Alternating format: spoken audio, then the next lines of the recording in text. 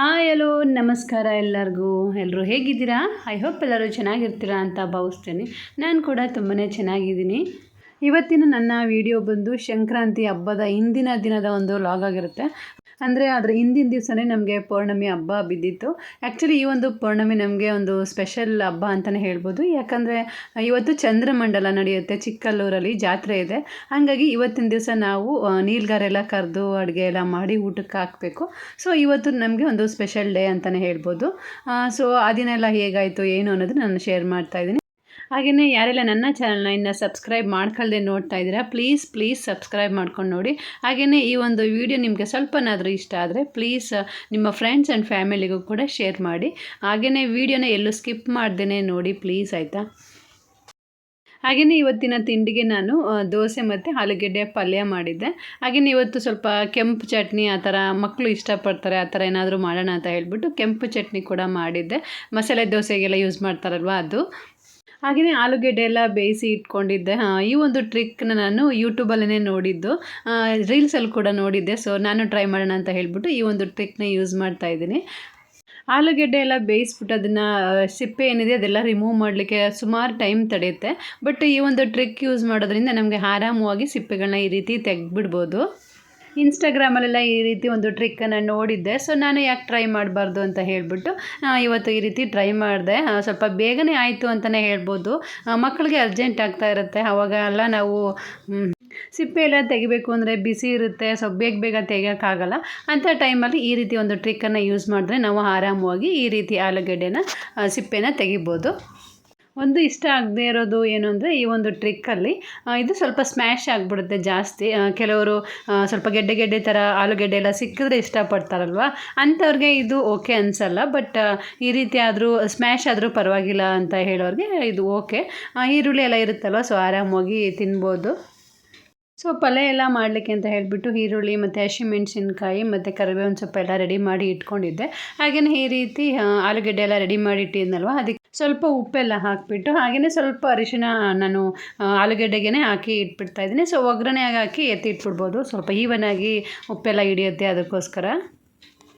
So ಇದನ್ನೆಲ್ಲ ready ಮಾಡಿ ಇಟ್ಕೊಂಡ್ಬಿಟ್ರೆ ನಾವು ಆರಾಮವಾಗಿ ಪಲ್ಯ ಮತ್ತು ದೋಸೆ ಎಲ್ಲ ಮಾಡ್ಕೊಂಡು ಬಿಡ್ಬೋದು. ಅದಕ್ಕೋಸ್ಕರ ಇವಾಗ ಒಂದು ಬಾಣಲೆ ತೊಗೊಂಡಿದ್ದೀನಿ. ಹಾಗೆ ಸ್ವಲ್ಪ ಎಣ್ಣೆಲ್ಲ ಹಾಕಿಬಿಟ್ಟು ಅದಕ್ಕೆ ಸಾಸಿವೆ ಹಾಕಿ ಅದು ಸಿಡ್ದಾದ ನಂತರ ಸ್ವಲ್ಪ ಹಸಿಮೆಣ್ಸಿನ್ಕಾಯಿ, ಈಗ ಸ್ವಲ್ಪ ಕಡಲೆಬೇಳೆ ಹಾಕ್ತಾಯಿದ್ದೀನಿ. ಕೆಲವರು ಕಡಲೆಬೇಳೆ ಇಷ್ಟಪಡ್ತಾರೆ, ಕೆಲವ್ರಿಗೆ ಕಡಲೆಬೇಳೆ ಇಷ್ಟಪಡಲ್ಲ. ನನಗೆ ಸ್ವಲ್ಪ ಕಡಲೆಬೇಳೆ ಮಧ್ಯೆ ಸಿಕ್ಕಿದ್ರೆ ಒಂಥರ ಇಷ್ಟ ಆಗುತ್ತೆ. ಅದಕ್ಕೋಸ್ಕರ ನಾನು ಇದಕ್ಕೆ ಸ್ವಲ್ಪ ಕಡಲೆಬೇಳೆ ಕೂಡ ಆ್ಯಡ್ ಮಾಡ್ಕೊಂಡಿದ್ದೀನಿ. ಸೊ ಇವಾಗ ಒಗ್ಗರಣೆ ಎಲ್ಲ ಚೆನ್ನಾಗಿ ಬೇಯಬೇಕದು.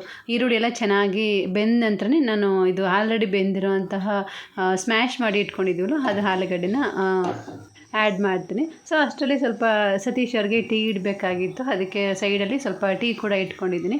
ಸತೀಶ್ ಅವರು ಆನ್ಲೈನಲ್ಲೇ ಯೋಗ ಎಲ್ಲ ಮಾಡ್ತಾರೆ. ಸೊ ಅವರು ಮುಗಿಸ್ಕೊಂಡು ಬಂದ ತಕ್ಷಣ ಅವ್ರಿಗೆ ಟೀ ಕೊಡ್ತಾ ಇರಬೇಕು. ಸೊ ನಾವು ಸ್ವಲ್ಪ ಲೇಟಾಗಿ ಕುಡಿತೀವಿ, ನಾನು ಮತ್ತು ಅತ್ತೆ. ಬಟ್ ಸತೀಶ್ ಅವ್ರಿಗೆ ಸ್ವಲ್ಪ ಬೇಗನೆ ಕೊಡಬೇಕು, ಅದಕ್ಕೋಸ್ಕರ ತಿಂಡಿ ಮಾಡ್ತಾನೆ ಸೈಡಲ್ಲಿ ಟೀ ಕೂಡ ಮಾಡಿಕೊಟ್ಟೆ.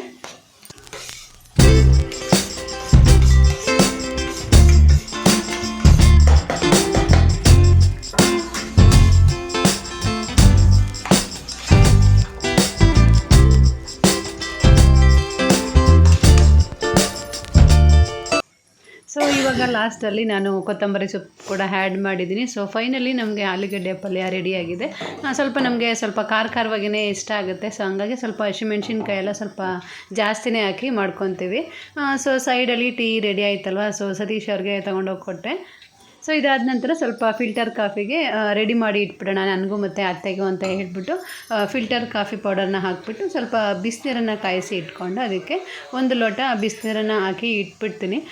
ಮಕ್ಕಳಿಗೆ ತಿಂಡಿ ಎಲ್ಲ ಹಾಕಿ ಮುಗಿಸೋವರೆಗೆ ನಮಗೆ ಫಿಲ್ಟರ್ ರೆಡಿ ಆಗಿರುತ್ತೆ.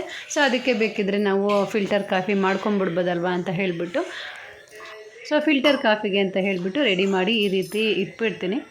ಸೊ ಒಂದು 5 to 10 minutes ಬೇಕಾಗುತ್ತೆ ಅದು ಫಿಲ್ಟರ್ ಆಗಿ ನಮಗೆ ಕಾಫಿ ಡಿಕಾಕ್ಷನ್ ಸಿಗಬೇಕಾದ್ರೆ. ಅದಕ್ಕೋಸ್ಕರ ಸ್ವಲ್ಪ ಬೇಗ ಹಾಕಿ ಇಟ್ಬಿಟ್ರೆ ನಮಗೆ ನಾವು ತಿಂಡಿ ಎಲ್ಲ ಹಾಕಿ ಕೊಡೋವರೆಗೆ ಅದು ರೆಡಿ ಆಗಿಬಿಟ್ಟಿರುತ್ತೆ. ಹಾಗಾಗಿ ಇದನ್ನು ರೆಡಿ ಮಾಡಿ ಈ ರೀತಿ ಇಟ್ಕೊಂಡಿದ್ದೀನಿ. ಹಾಗೆಯೇ ಪ್ರೀತು ಬಂದು ತುಂಬ ದಿವಸದಿಂದ ಕೇಳ್ತಾ ಇದ್ದ, ಈ ರೀತಿ ಕೆಂಪು ಚಟ್ನಿ ಮಾಡ್ತಾರಲ್ಲ ಆ ಥರ ಮಾಡಿ ಅಮ್ಮ ಮಸಾಲೆ ದೋಸೆಗೆ ಅಂತ ಹೇಳಿಬಿಟ್ಟು. ನನಗೆ ಮಾಡೋಕ್ಕೆ ಆಗಿರಲಿಲ್ಲ. ಒಂದೆರಡು ಸರಿ ಮಾಡಿದ್ದೆ, ಬಟ್ ಈ ನಡುವೆ ಮಾಡೋಕ್ಕೆ ಆಗಿರಲಿಲ್ಲ. ಸೊ ಹಾಗಾಗಿ ಮಕ್ಕಳು ಕೇಳ್ತಿದ್ರಲ್ವ ಅಂತ ಹೇಳಿಬಿಟ್ಟು ಅದನ್ನು ಕೂಡ ಮಾಡ್ತಾಯಿದ್ದೆ.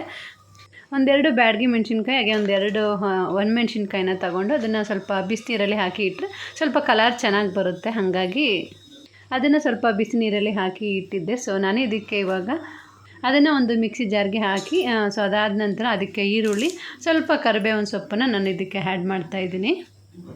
ಹಾಗೆಯೇ ನೆಕ್ಸ್ಟ್ ಬಂದು ನಾನು ಇದಕ್ಕೆ 1 ಸ್ಪೂನಷ್ಟು ಜೀರಿಗೆನ ಆ್ಯಡ್ ಮಾಡ್ಕೊತಾ ಇದ್ದೀನಿ. ಹಾಗೆಯೇ 1 ಸ್ಪೂನಷ್ಟು ಕೊತ್ತಂಬರಿ ಕೂಡ ಆ್ಯಡ್ ಮಾಡ್ಕೊತಾ ಇದ್ದೀನಿ. 1-2 ಸ್ಪೂನಷ್ಟು ಕಡಲೆ ಕೂಡ ಇದಕ್ಕೆ ಆ್ಯಡ್ ಮಾಡ್ಕೊತಾ ಇದ್ದೀನಿ.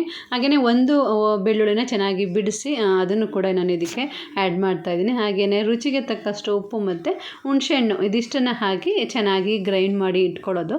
ಸ್ವಲ್ಪ ಬಿಸಿನೀರಲ್ಲಿ ನಾವು ಬ್ಯಾಡಗಿ ಮೆಣಸಿನ್ಕಾಯಿನ ನಾವು ಈ ರೀತಿ ಬಿಸಿನೀರಲ್ಲಿ ಹಾಕಿ ಅದಾದ ನಂತರ ಯೂಸ್ ಮಾಡೋದ್ರಿಂದ ಒಳ್ಳೆ ಕಲರ್ ಬರುತ್ತೆ ಮತ್ತು ಟೇಸ್ಟ್ ಕೂಡ ಬರುತ್ತೆ. ಅದಕ್ಕೋಸ್ಕರ ಅದನ್ನು ಆ ರೀತಿ ಬಿಸಿನೀರಲ್ಲಿ ಹಾಕಿ ಆನಂತರ ನಾನು ಗ್ರೈಂಡ್ ಮಾಡ್ಕೊತಾ ಇದ್ದೀನಿ. ಸೊ ಇದನ್ನೆಲ್ಲ ಹಾಕಿ ನಾವು ಗ್ರೈಂಡ್ ಮಾಡಿ ಇಟ್ಕೊಂಡ್ರೆ ನಾವು ಮಸಾಲೆ ದೋಸೆಗೆ ಬಳಸುವಂತಹ ಒಂದು ರೆಡ್ ಚಟ್ನಿ ರೆಡಿಯಾಗಿದೆ.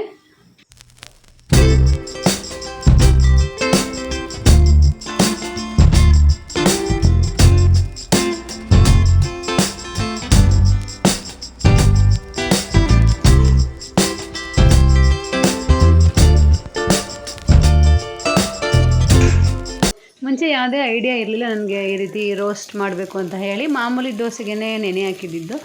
ಸೊ ಇರಲಿ ಅದಕ್ಕೇ ಮಾಡಿಬಿಡೋಣ ಅಂತ ಹೇಳಿ ಮಾಡ್ತಾಯಿದ್ದೆ. ಆ್ಯಕ್ಚುಲಿ ಫಸ್ಟ್ ದೋಸೆ ಯಾವಾಗಲೂ ಚೆನ್ನಾಗೇ ಬರೋದೇ ಇಲ್ಲ. ನಾನು ತುಂಬ ಸರಿ ಅಬ್ಸರ್ವ್ ಮಾಡ್ತೀನಿ, ಯಾವಾಗಲೂ ಅಷ್ಟೇ ಮಕ್ಕಳಿಗೆ ಫಸ್ಟ್ ದೋಸೆ ಏನು ಹಾಕ್ತೀವಿ ಅದೇನೇ ಚೆನ್ನಾಗಿ ಬಂದಿರಲ್ಲ. ನಾನು ಯಾವಾಗಲೂ ಇದೇ ರೀತಿ ಆಗುತ್ತೆ. ಸೊ ಅದಾದ ನಂತರ ನಾವು ಹಾಕೊಳ್ಳೋ ದೋಸೆ ತುಂಬಾ ಚೆನ್ನಾಗಿ ಬರುತ್ತೆ. ಯಾರಿಗೆಲ್ಲ ಈ ರೀತಿ ಎಕ್ಸ್ಪೀರಿಯೆನ್ಸ್ ಆಗಿದೆ ಅಂತ ಕಮೆಂಟ್ ಮಾಡಿ ತಿಳಿಸಿ. ಸೊ ನಾನಿಲ್ಲಿ ಈ ಒಂದು ದೋಸೆಗೆ ಈ ರೀತಿ ಕೆಂಪು ಚಟ್ನಿ ಮತ್ತು ಆಲೂಗಡ್ಡೆ ಪಲ್ಯ ಎಲ್ಲ ಹಾಕಿ ಬೇಯಿಸಿ ಕೊಟ್ಟಿದ್ದೆ. ಆ್ಯಕ್ಚುಲಿ ಚಿನ್ನುಗೆ ಕ್ಲಾಸ್ ಇತ್ತು, ಅವನಿಗೆ ಎಕ್ಸಾಮ್ ಇದ್ದಿದ್ದರಿಂದ ಅವನು ಬೇಗನೆ ಹೋದ. ಪ್ರೀತಮ್ಗೆ ಸೋಮವಾರದಿಂದ ಪ್ರಿಪ್ರೇಟ್ರಿ ಎಲ್ಲ ಇರೋದ್ರಿಂದ ಸೊ ಮನೇಲೇ ಇದ್ನಲ್ವಾ, ಸೊ ಹಂಗಾಗಿ ಅವನಿಗೆ ಸ್ವಲ್ಪ ಲೇಟಾಗಿಯೇ ಹಾಕ್ಕೊಟ್ಟಿದ್ದೆ.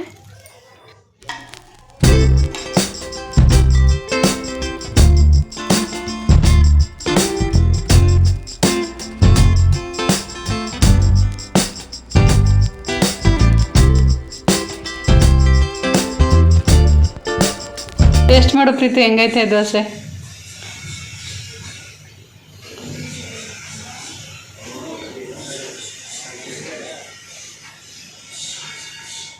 ಚೆನ್ನಾಗೈತಾ? Super super. ಏನು ಚೆನ್ನಾಗೈತೆ? ಕೆಂಪು ಚಟ್ನಿ ಐತಲ್ಲ ಚೆನ್ನಾಗಿ. ಏನು ಹೊಸ್ದಾಗಿ ಟ್ರೈ ಮಾಡಿದ್ದೀರಾ? ಇಷ್ಟ ಆಯ್ತಾ?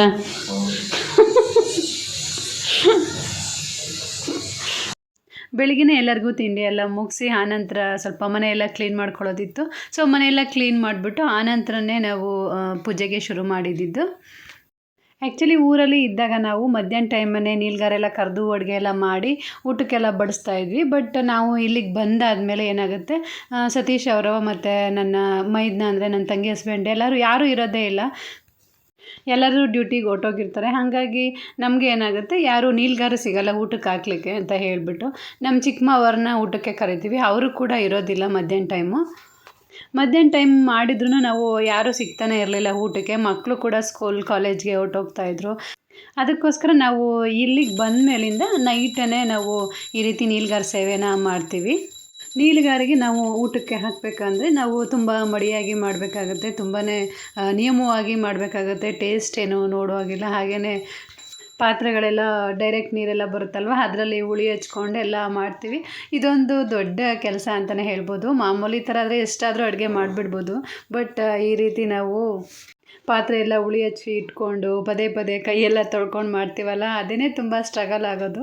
ಸೊ ನಾನಿಲ್ಲಿ ಊಟಕ್ಕೆ ಅಂತ ಹೇಳಿಬಿಟ್ಟು ಅನ್ನ ಸಾಂಬಾರು ಮಾಡಿ ಹಾಗೆಯೇ ಬೀಟ್ರೋಟ್ ಪಲ್ಯ ಕೂಡ ಮಾಡಿದ್ದೆ, ಮತ್ತು ಹಸಿರುಬೇಳೆ ಮಾಡಿ ಪಾಯಸ, ಮತ್ತು ಈ ಸರಿ ಸ್ವಲ್ಪ ಸ್ಪೆಷಲಾಗಿ ಏನಾದರೂ ಮಾಡೋಣ ಅಂತ ಹೇಳ್ಬಿಟ್ಟು ಕೊಬ್ಬರಿ ಮಿಠಾಯಿ ಮಾಡಿದ್ದೆ. ಆ್ಯಕ್ಚುಲಿ ಇಷ್ಟು ಸರಿ ಎರಿಯಪ್ಪ ಅಥವಾ ರವೆ ಉಂಡೆ ಆ ಥರ ಏನಾದರೂ ಮಾಡಿಬಿಡ್ತಾಯಿದ್ದೆ. ಬಟ್ ಈ ಸರಿ ಸ್ವಲ್ಪ ಕೊಬ್ಬರಿ ಮಿಠಾಯಿ ಮಾಡೋಣ ಅಂತ ಹೇಳಿಬಿಟ್ಟು ಮಾಡಿದ್ದೆ. ಹಾಗೆಯೇ ಮಜ್ಜಿಗೆ, ಹಪ್ಪಳ, ಹಾಗೆಯೇ ಮಂಟೆ ಸ್ವಾಮಿಗೆ ಮೊದಲಾಗಿ ನಾವು ಮಾಡಬೇಕಾಗಿದ್ದು ಪುರಿ ಮತ್ತು ಬಾಳೆಹಣ್ಣಂದು ರಸಾಯನ ಇವಿಷ್ಟು ಮಾತ್ರ ತಪ್ಪಿಸೋ ಹಂಗೆ ಇಲ್ಲ. ಸೊ ಅದೆಲ್ಲ ರೆಡಿ ಮಾಡಿ ಹಾಗೆಯೇ ಎಲ್ಲರಿಗೂ ಊಟಕ್ಕೆ ಬಡಿಸ್ದೆ.